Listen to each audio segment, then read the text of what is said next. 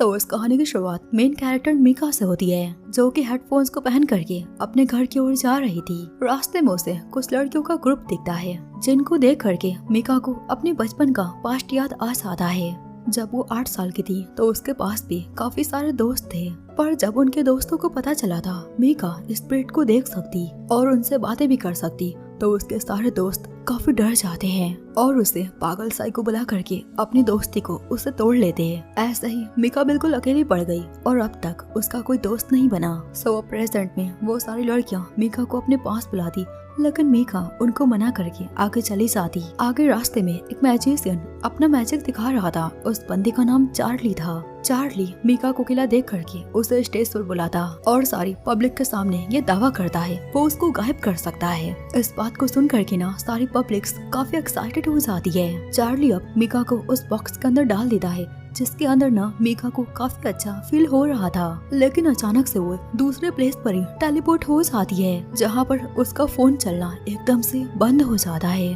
तभी अचानक से उसके सामने एक बैलगाड़ी आ जाती है, जिससे वो ऑलमोस्ट टकराने वाली थी। उसी बैलगाड़ी में से एक क्यूट सा हैंडसम सा बंदा बाहर निकलता है, जो कि मेरे को बचा लेता है और उसके कपड़े के स्टाइल को देख करके ना उसकी तारीफ करता है। तभी उससे बैलगाड़ी में से ना एक और लड़का बाहर निकलता है, जो कि मीका से कहता है तुम हमें अपने घर का रास्ता बताओ, हम तुम्हें तुम्हारे घर तक छोड़ देंगे। पर हैरानी की बात तो ये थी, मीका सारा कुछ भूल गई। उसे कुछ याद नहीं था वो कहाँ पर आ गई। इवन उसे अपना नाम और अपने घर का एड्रेस कुछ भी याद नहीं, क्योंकि ना वो समय में बहुत पीछे आ चुकी है। वो दोनों बंदे मीका को अपना नाम बता दे। एक का नाम एल्बर्ट था और एक का नाम योशिदा था। फिर एल्बर्ट मीका को अपने साथ अपनी पार्टी में लेकर जाता है। वहाँ पहुँच कर ना मीका सभी के ड्रेसेस को देख करके बहुत हैरान हो जाती है। योशिदा उसे इतना शॉक देख करके उसके पास आकर बताता ये पार्टी हमारे क्राउन प्रिंस के लिए है। अब दोनों ही उसे डिटेल बता रहे थे, पर मीका खाने की खुशबू को देख करके पूरी तरीके से अट्रैक्ट हो जाती है और तुरंत खाने के पीछे दौड़ जाती है। पर वो गलती से ना वेटर से टकरा जाती है और उस वेटर के हाथ से खाना सीधा क्योया के हाथ में आ जाता है। क्योया को बहुत गुस्सा आता है। वो गुस्से में उस खाने को फेंक देता, जो कि सीधा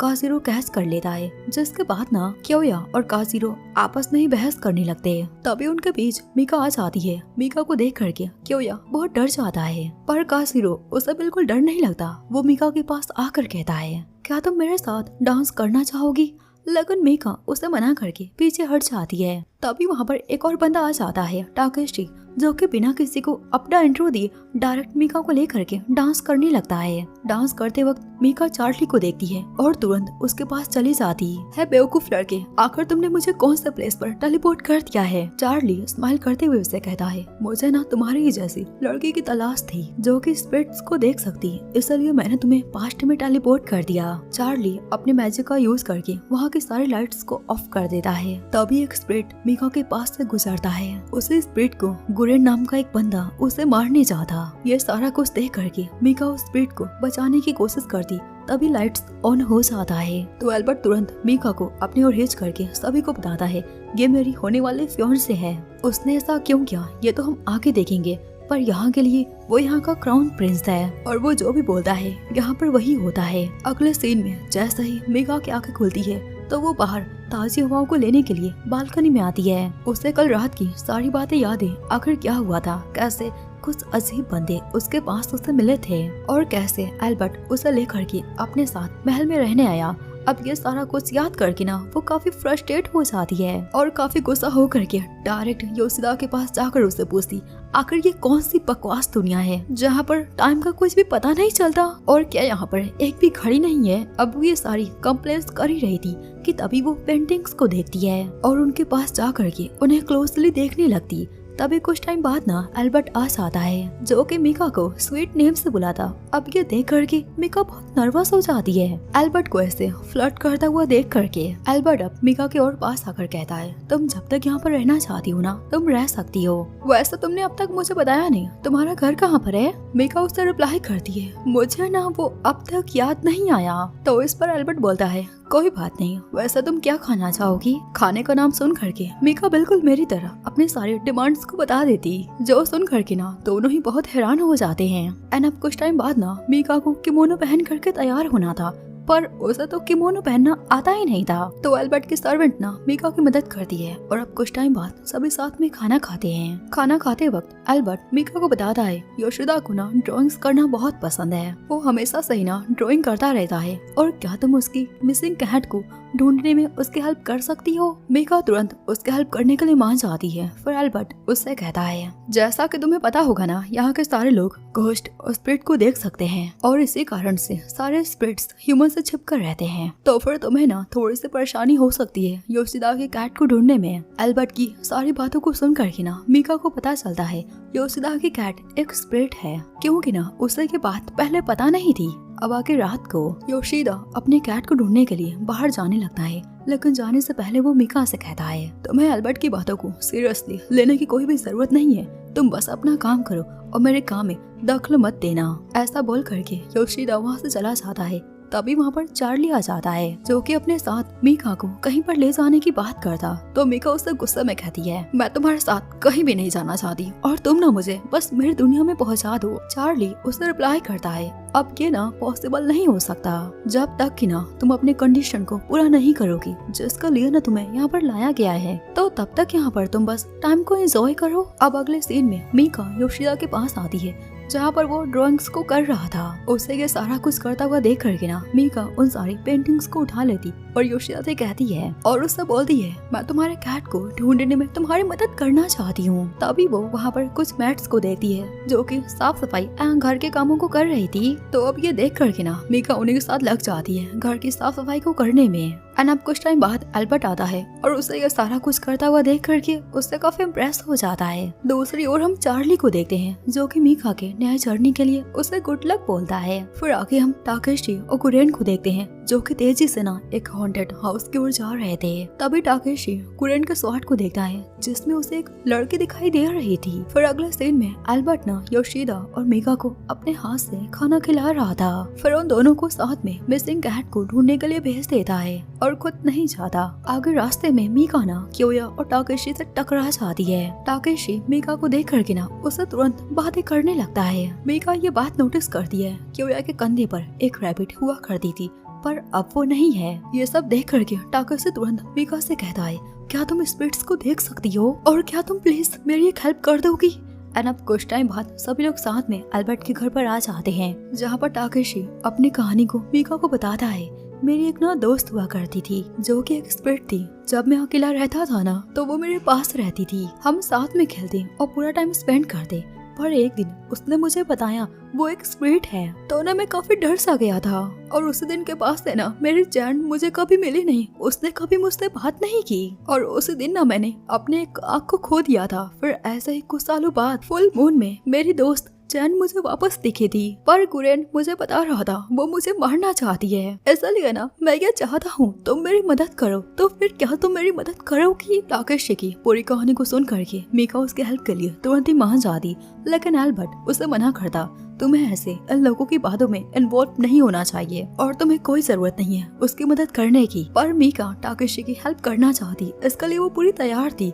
तो अब ये सब देख करके ना एल्बर्ट योशिदा से कहता है मैं तुमसे ये चाहता हूँ तुम इसका बॉडीगार्ड बन जाओ और इसको हर वक्त प्रोटेक्ट करो ताकि ये किसी खतरे में ना पड़ जाए। तो अब आगे योशिदा और मीका साथ में टाकेशी के होटल पर आ जाते हैं ताकि वो उसके दोस्त चैन के स्पिरिट को ढूंढ सके और उससे बात कर सके। कमरे में आकर के सभी बातें करने लगते हैं। योशिदा अपनी इमेजिनेशन से ना कुछ ड्रॉ करता है। सो अब ये देख करके ना मीका भी उसी कैट को ड्रॉ कर लेती। मीका के ऐसे टैलेंट को देख करके योशिदा बहुत इम्प्रेस हो जाता है और उससे कहता अगर ये मेरे पास ऐसा टैलेंट होता ना तो फिर मैं बहुत कुछ कर सकता और ना मैं अपने इमेजिनेशन से बहुत सारी चीजों को ड्रॉ कर सकता था। तभी वो देखता है मीका तो सो चुकी है, तो योशिदा उसे अपने शोल्डर पर रेस्ट करने देता और अब कुछ टाइम बाद ना चैन की स्पिरिट आ जाती है। तो मीका तुरंत उठ जाती और उन दोनों के चिल्लाने की आवाजों को सुन करके ना वहाँ पर टाकेशी आ जाता है। पर तभी वहाँ पर गुरेन आ जाता है जो कि चैन के स्पिरिट को मार करके उसे आजाद करना चाहता, पर बीच में आ जाती है मीका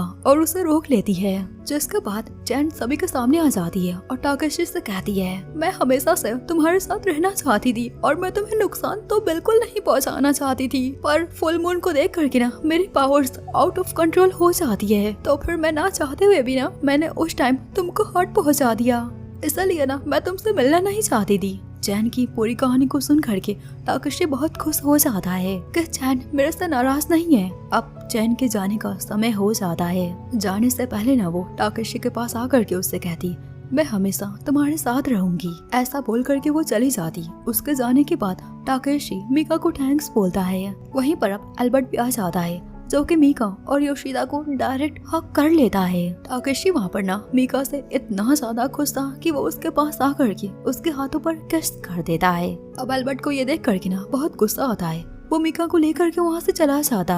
अगले दिन एल्बर्ट की आंटी मीका से जब मिलने आती है तो वो काफी हैरान हो जाती है। आखिर कैसे एल्बर्ट द क्राउन प्रिंस ने आखिर कैसे ऐसी बकवास लड़की को अपना फियांसे बनाया। एल्बर्ट वहाँ पर मीका से कहता है, अगली पार्टी में ना मैं सभी के सामने सभी को बताऊंगा तुम मेरी होने वाले फियांसे हो। एल्बर्ट की बात को सुन करके मीका बहुत एम्बैरेस हो जाती। अगले सीन में एल्बर्ट मीका को लेकर के अपने सिटी में आता है ताकि वो उसे सभी से मिलवा सके। मीका वहाँ पर देखती है वहाँ की सारी पब्लिक्स ना केहाजीरो की फैन है, जिसके बाद ना एल्बर्ट मीका को लेकर के कुछ खाना खिलाने को जाता एंड खाना खाने के बाद दोनों ही फोटोज को क्लिक करते। अब ऐसा ही पूरा दिन घूमने के बाद एल्बर्ट मीका से कहता है, मैं उम्मीद करता हूँ आज के दिन को ना तुमने एंजॉय किया होगा, और अगर अब तक तुम्हें अपने घर के बारे में कुछ याद नहीं आया ना तो फिर तुम जितना चाहे टाइम ले सकती हो और मैं तुम्हारी हर तरह से मदद करूंगा। अब ये सुन करके मीका बहुत खुश हो जाती है। अगले सीन में एल्बर्ट मीका को लेकर के ना डिनर पर जाता, जहाँ पर उसे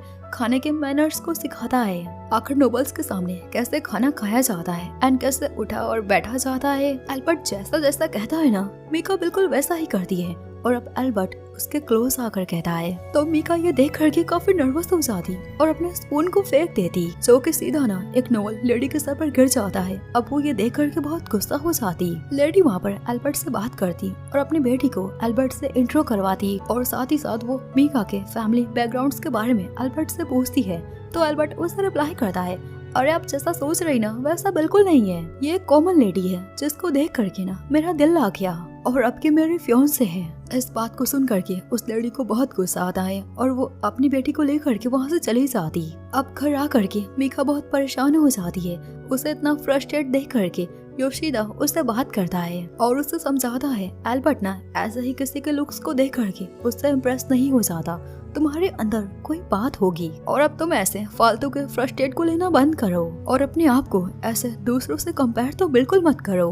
अब अगले दिन मीका उसी सिटी के बाजार में जाती है, जहाँ पर वो एक ब्यूटीफुल सी लेडी को देखती है जिससे एक आदमी परेशान कर रहा था। अब वो लेडी ब्यूटीफुल तो थी, साथ ही साथ वो काफी स्ट्रॉन्ग थी। वो उसे काफी अच्छा सबक सिखा देती है। मीका ये सारा कुछ देख करके काफी इम्प्रेस हो जाती और उस लेडी के पास जा करके उससे बात करती। आप प्लीज मेरी मदद करिए, मैं आपकी तरह बिल्कुल एक परफेक्ट वुमेन बनना चाहती हूँ। वो लेडी नगीशा मीका की हेल्प के लिए मान जाती है और उसे लेकर के अपने घर आ जाती। नगीशा मीका को बताती है, यहाँ पर ना मैं सभी लड़कियों की मदद करती हूँ उनके ड्रेसिंग स्टाइल्स, लुक्स, बिहेवियर सारा कुछ ठीक करने में। तो अब मीका ना उनकी ऐसी बातों को सुन करके बहुत एक्साइटेड हो जाती है। नगीशा सबसे पहले उसका ड्रेसिंग स्टाइल को चेंज करने की बात करती है तो मीका अपने सारे कपड़ों को उतारने लगती है। अब ये देख करके नगीशा उसे तुरंत स्टॉप करती, तो मैं ऐसे पूरे कपड़ों को मत उतारो, बस ये नए स्टाइल को ट्राई करो। कपड़ों को बदलने के बाद नगीशा उसके मेकअप में हेल्प करती है। वहीं पर मेकअप करते वक्त ना नगीशा मीका को किस करने चाहती, पर वो तुरंत अपने आप को कंट्रोल कर लेती है। तभी वहाँ पर नगीशा की मॉम आ जाती है, जो कि दोनों के लिए खाने को पूछती। मीका को वैसे ही काफी भूख लगी थी तो वो खाना खाने के लिए तुरंत ही मान जाती है।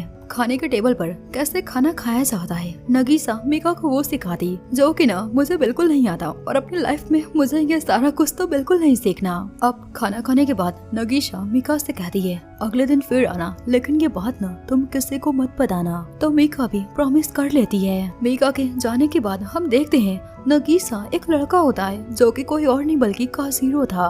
अब आगे जैसे ही ना मीका घर आ जाती है तो योशिदा उसे घूरता जा रहा था क्योंकि मीका ने ना कुछ नया लिपस्टिक को लगाया था। अब ये देख करके मीका तुरंत ही उनको साफ कर लेती और घबराते हुए योशिदा से कहती है, तो मैं इस बात को ना एल्बर्ट को मत बताना। योशिदा इसके लिए मान जाता है, बट वो उससे कहता है ना मैं ऐसा करूँगा, लेकिन इसके बदले में तुम्हें मेरा मॉडल बनना पड़ेगा। अगर तुमने ऐसा किया ना तभी मैं इस बात को छिपा सकता हूँ। लेकिन मीका मना कर देती है उसके मॉडल बनने से। तो योशिदा उसे बताता है, अरे यार तुम्हें ज्यादा कुछ नहीं करना, तुम्हें बस कुछ पोज को ही तो देना है। तभी वहाँ पर द हीरो एल्बर्ट आ जाता है और योशिदा से कहता है तुम्हें किसी को फोर्सफुली ये सारा कुछ काम नहीं करवाना चाहिए। अगर वो तुम्हारी मॉडल नहीं बनना चाहती तो उसे ऐसे फोर्स करना बंद करो। अगले सीन में हम नगीसा को देखते हैं, आई मीन काजीरो को, जो कि ना मीका का मेकअप कर रही होती है। तभी वहाँ पर क्योया आ जाता है, वो भी एक लड़के के गेटअप में। मीका उसे देखकर कहती है तुम इस ड्रेस में ना काफी प्यारे लग रहे हो। नगीसा वहाँ पर सभी से कहती है आज की पार्टी में कुछ इम्पोर्टेंट गेस्ट आने वाले,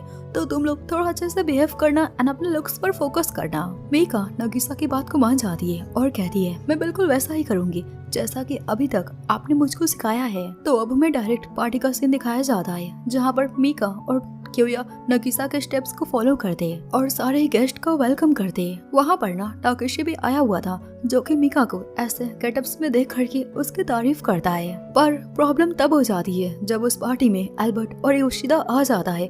अब उनको देख करके मीका तुरंत ही वहाँ से भाग जाती है। तो इधर एल्बर्ट काजिरो से पूछता है यहाँ पर ये सब क्या हो रहा। दूसरी ओर पार्टी में एक डीमन आदमी आ गया था जो कि मीका और क्योया को बहुत परेशान कर रहा था। मीका को योशिदा देख करके ना उसे अपने पास बुला लेता, लेकिन क्योया वो अकेला रह जाता है और वो आदमी उसे परेशान करता जा रहा था। यह सारा कुछ देख करके मीका उसकी हेल्प करने को बोल दी। तो योशिदा उससे कहता है वो एक लड़का है ना, वो अपनी प्रॉब्लम्स को हैंडल कर सकता है, तुम्हें उसकी परवाह करने की कोई जरूरत नहीं है। पर मीका वो कहाँ किसी की मानने वाली थी, वो तो उसकी हेल्प करने के लिए निकल जाती है। योशिदा ये सारा कुछ देख करके अपने मन में कहता है इस लड़की की क्या प्रॉब्लम है, ये अपने से पहले दूसरों की हेल्प करना चाहती है। तो इधर क्योया अपने आप को छुड़ा करके उस आदमी से भाग जाता है। फिर पार्टी में ना चार्ली आ जाता है जो कि अपने दोस्त केजुकी का इंट्रो देता। चार्ली वहाँ पर सभी से कहता है ये एक बहुत बड़ा एम्बेसडर है जो कि हमारी दुनिया में इलेक्ट्रिसिटी को ला सकता है। तो इस पर कुछ लोग बोलते हैं हमें लाइट्स की कोई जरूरत नहीं है। मीका ये सारा कुछ सुन रही थी, अब तो उससे रहा नहीं ज्यादा, वो आ जाती है और सभी से कहती है आप लोगों को पता नहीं हम लोग लाइट से बहुत कुछ कर सकते हैं। उसकी बात को सुन करके कुछ लोग मान जाते हैं और केजुकी की प्रोजेक्ट में हेल्प करने के लिए भी मान जाते हैं। केजुकी मीका की बातों से बहुत इम्प्रेस हो जाता है और उसके पास आकर के उसके हाथों पर किस कर देता है। एल्बर्ट ये सारा कुछ देख करके मीका को तुरंत साथ में घर चलने को बोलता। अब वहाँ से बाहर निकलने के बाद एल्बर्ट मीका को हक कर लेता है और उससे कहता है तुम हमेशा मेरे साइड ही रहना। अब इस बात को घर आकर के मीका सोचती जा रही थी और काफी ज्यादा खुश हो जाती है, लेकिन सडन उसे याद आता है चार्ली ने उसे बताया था आने वाले फुल मून के दिन वो वापस से अपनी दुनिया में चली जाएगी। अब अगले सीन में ना मीका योशिदा के साथ उसकी कैट को ढूंढने के लिए चली जाती है। दोनों ही साथ में खतरनाक जंगल में कैट को ढूंढने जाते हैं। तभी वो लोग देखते हैं एक बंदा बहुत सारे बर्ड्स को खाना दे रहा था, पर ना मीका को देख करके वो सारे बर्ड्स उसके ऊपर हमला कर देते हैं। तो मीका और योशिदा उन सारे बर्ड्स से छिप करके एक अलग से जगह पर पहुंच जाते हैं। फिर दोनों साथ में घर आने लगते हैं। तभी वो क्योया को गाना गाते हुए देखते हैं। अब क्योया जैसा ही ना उन दोनों को देखता है वो बहुत हैरान और उसे बहुत गुस्सा आता है। मीका उससे कहती है तुम अपने प्रैक्टिस को कंटिन्यू रखो, हम लोग जा रहे हैं। बट क्योया को काफी गुस्सा आ रहा था एंड अब कुछ टाइम बाद सभी लोग साथ में बैठ करके बातें करते हैं। क्योया सभी से कहता है मैं ना ड्रैगन स्पिरिट को समन करने की कोशिश कर रहा, जिसके लिए मुझे एक गाना गाना होगा, पर कहीं पर मुझसे कुछ मिस्टेक हो जा रहा, इसलिए मैं यहाँ पर प्रैक्टिस कर रहा था। मीका क्योया की बात को सुन करके उसके हेल्प करने के लिए तुरंत ही तैयार हो जाती है। तो अब क्या था, सभी लोग साथ में एल्बर्ट के घर आ जाते हैं, जहाँ पर एल्बर्ट साफ साफ मना करता है।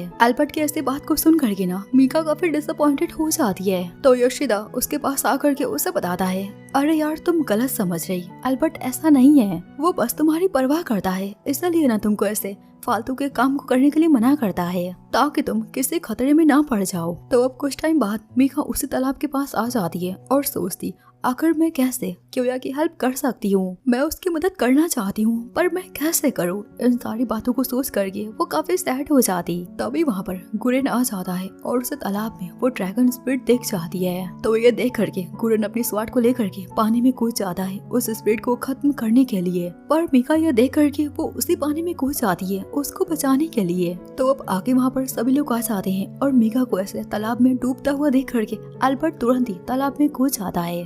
मीका डूबते हुए स्पिरिट से कहती है आपको क्योया के पास चले जाना चाहिए। तो इधर क्योया भी उस तालाब में कूद जाता है। अब मीका पूरी तरह से डूबने वाली थी, पर एल्बर्ट उसके पास आकर के उसे पकड़ लेता है। एंड इधर क्योया उस ड्रैगन स्पिरिट को देख करके उसे हक करता। अब वो स्पिरिट शांत हो जाती है और क्योया की बात को मान जाती है और बारिश की जो प्रॉब्लम थी ना वो एकदम से रुक जाती है। जिसके बाद अगले सीन में क्योया मीका के पास आकर के उसे थैंक्स बोलता है। एंड अब कुछ टाइम बाद ना एल्बर्ट मीका के पास आकर के उसे डांस करना सिखा था, लेकिन मीका बार बार गिर जा रही थी। योशिदा वहाँ पर ये सब देख कर कहता है इससे अच्छा तो फिर मैं जाकर अपनी कैट को ढूंढ लूं। तो मीका उससे कहती है मैं भी तुम्हारे साथ चलना चाहती हूँ। तो अब दोनों ही ना कैट को ढूंढने के लिए निकल जाते हैं। रास्ते में उनकी मुलाकात फिर से टाकेशी से होती है। तो मीका उसे बताती है हम दोनों लोग एक कैट को ढूंढ रहे हैं। अब इस बात को सुन करके टाकेशी उन दोनों को लेकर के एक कैट शॉप पर आ जाता है। वहीं पर कैट शॉप का ओनर क्योया पर काफी गुस्सा कर रहा था कि उसे एक छोटू सा पपी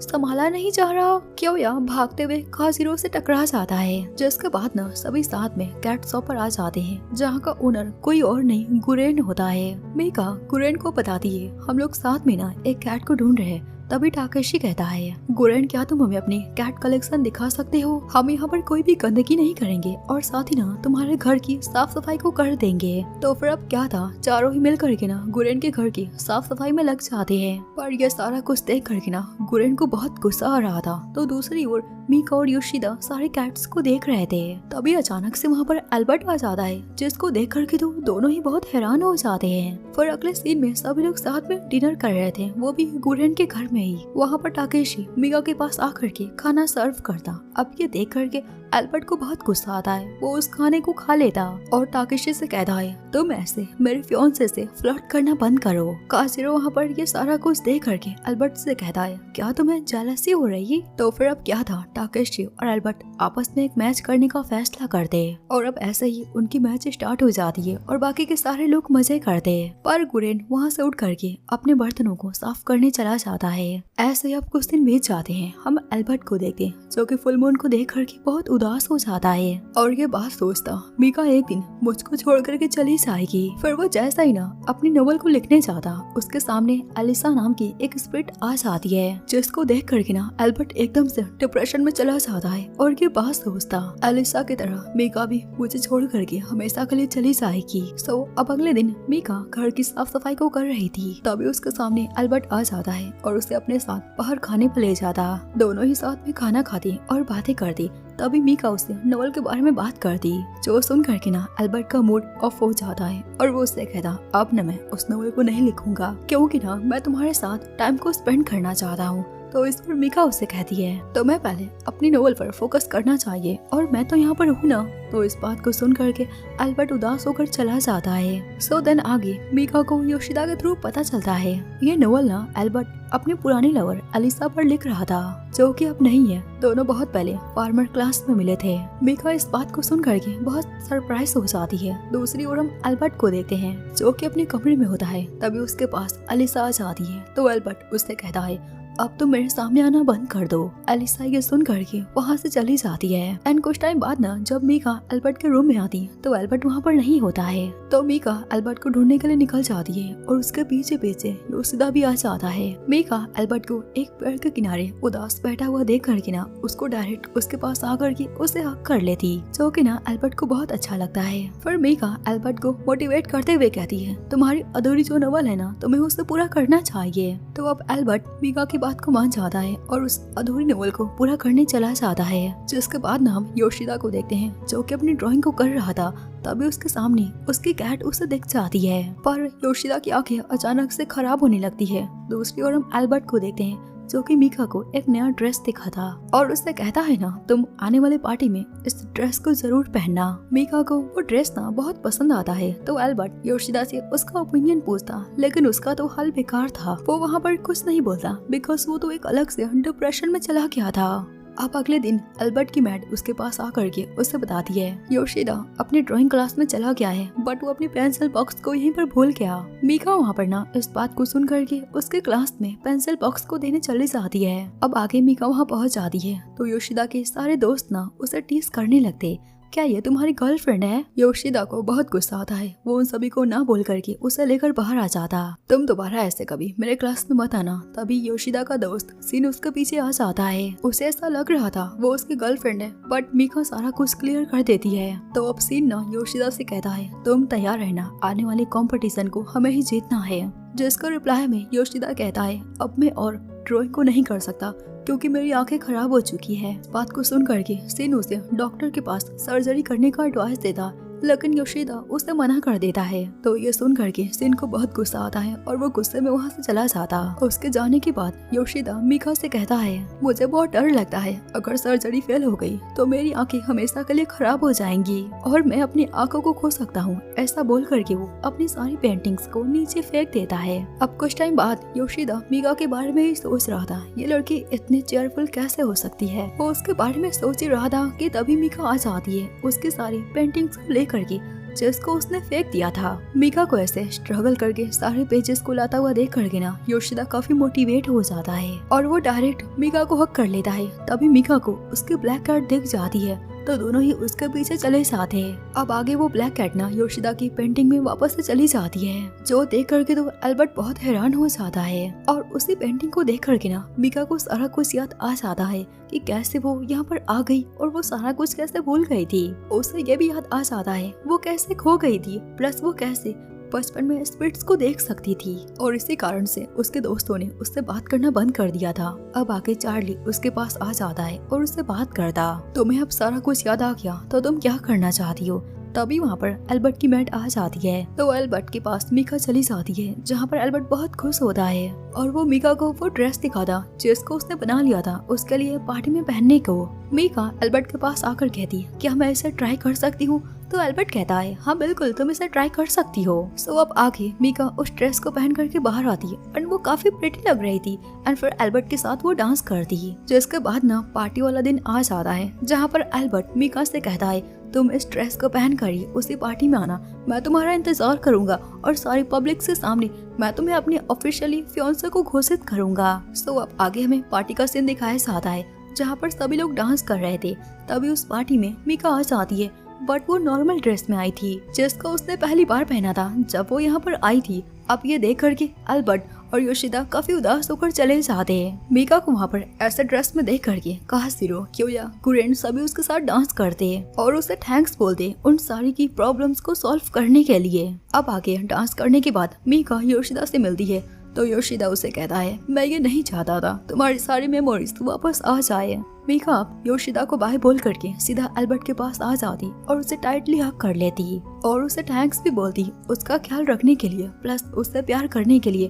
पर वो ऐसे पास्ट में रह नहीं सकती, उसे अपने असली टाइम जोन में जाना ही पड़ेगा। अब वो ऐसा बोल करके वहाँ से जाने लगती, पर मीका ना वापस दौड़कर आ जाती है और एल्बर्ट को किस करती तो एल्बर्ट खुशी के साथ उसे अलविदा करता। अब मीका चार्ली के पास आ जाती है और चार्ली उसे उसके टाइम जोन में भेज देता है, जहाँ पर वो अपने दोस्तों से मिलती और अपनी लाइफ को जीने लगती एंड इधर सारे लोग अपनी लाइफ को जी रहे थे। तो दोस्तों इसी के साथ ना इस एनिमे की एंडिंग यहीं पर हो जाती है। आई होप आप लोगों को ऐसे स्टोरीज भी पसंद आती होगी।